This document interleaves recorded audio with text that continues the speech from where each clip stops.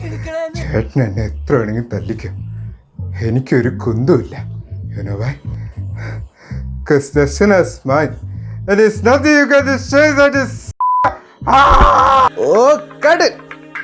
അപ്പോൾ ഇത്രയ്ക്ക് അലറേണ്ട ആവശ്യമൊന്നുമില്ല. ഇച്ചിരി ഒച്ച കുറച്ച് പറഞ്ഞാൽ നല്ലതായിരിക്കും. ഓക്കെ, നമുക്ക് ഒന്നുകൂടെ പോയാലോ?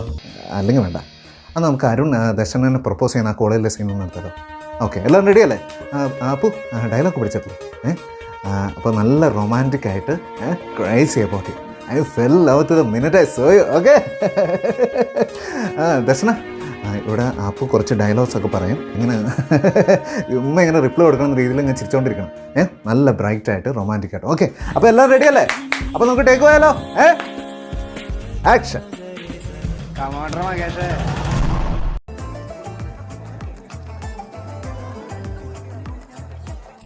ദർശന, 4 വർഷമാണ് നമ്മളിവിടെ ഉണ്ടാവുക.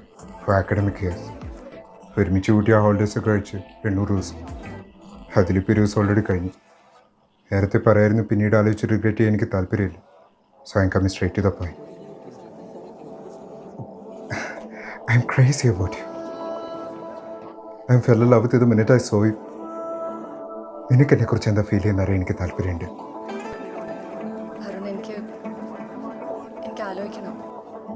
ആലോചിച്ചോളൂ, ഒരുപാട് സമയം എടുക്കരുത് പ്ലീസ്.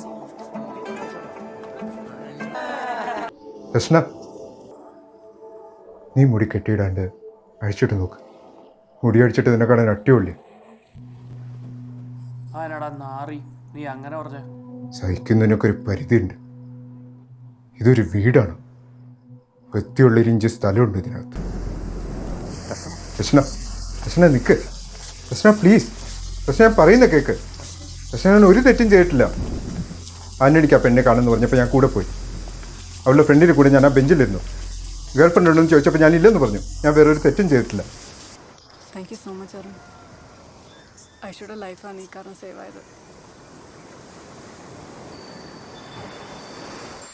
മോശം വിചാരിക്കില്ലെങ്കിൽ ഞാനൊരു കാര്യം ചോദിക്കട്ടെ? എന്താ? പൊറോട്ടയും ബീഫും ഇഷ്ടമാണ്. ഇന്ന് രാത്രി നല്ല കിടിലം പൊറോട്ട ഇട്ടൊന്ന് സ്ഥലത്ത് ഞാൻ കഴിക്കാൻ പോകുന്നുണ്ട്. വരുന്നു എൻ്റെ കൂടെ?